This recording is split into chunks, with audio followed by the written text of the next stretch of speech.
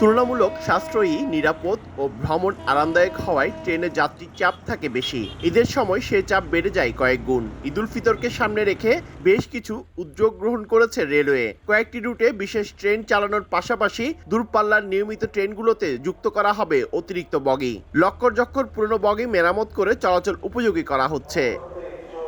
১৬টি আন্তনগর ট্রেন চট্টগ্রাম থেকে প্রতিদিন বিভিন্ন রুটে ছেড়ে যাবে। পাশাপাশি চাঁদপুর রুটে চলবে একজোড়া বিশেষ ট্রেন। এসব ট্রেনে ১৩,০০০ যাত্রী প্রতিদিন যাতায়াত করতে পারবে। সেই সঙ্গে ট্রেনে আসনের অতিরিক্ত ২৫% স্ট্যান্ডিং টিকিট যাত্রা শুরুর আগে স্টেশন থেকে পাওয়া যাবে। ট্রেনগুলো স্বাভাবিকভাবে চলমান থাকবে এবং আমাদের ল অ্যান্ড এনফোর্সমেন্ট যে অথরিটি আছে তারা যাত্রীদের নিরাপত্তার জন্য যথাযথভাবে সচেষ্ট থাকবে, যাতে ঈদ যাত্রায় কোনো বিঘ্নতা তৈরি না হয়। অতিরিক্ত বগি সহ টোটাল ৯০টা কোচ আউটরান দেওয়ার লক্ষ্যমাত্রা নির্ধারণ করেছি। সেই অনুযায়ী আমাদের কার্যক্রম চলমান আছে। ইতিমধ্যে প্রায় 60% বগির কোচের কাজ সম্পন্ন হয়েছে। বাকি কোচগুলোর কাজও প্রায় শেষের দিকে। আমি আর ম্যাগি, স্বাদ ও ভালোবাসার দারুণ জুটি ফ্রম নেসলে। এদিকে বিপরীত চিত্র বাস কাউন্টারগুলোতে।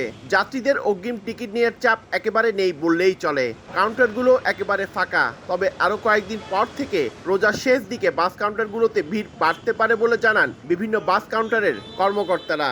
শিডিউল অনুযায়ী গাড়ি আসে, শিডিউলের বাইরে কোনো গাড়ি নাই, আর যাত্রীর চাপও ওরকম এত বেশি নাই। গত রমজানে মোটামুটি চাপ ছিল অগ্রিম টিকিটের জন্য, যাত্রীরা আসতো অগ্রিম টিকিট কাটতো। এই রমজানে তাও দেখতেছি না। 25 তারিখ থেকে ওই যে চাপটা আমাদের ওই যে ভিড়টা বেশি থাকবে, সেই হিসেবে আমাদের প্রস্তুতি পরিপূর্ণ। ঈদে অন্যান্য বারের মতো এবারও পরিবারের সঙ্গে ঈদের আনন্দ উদযাপন করতে ৮ থেকে ১০ লাখ মানুষ চট্টগ্রাম ছাড়বে। পার্থপ্রতিম বিশ্বাস, সময় সংবাদ, চট্টগ্রাম।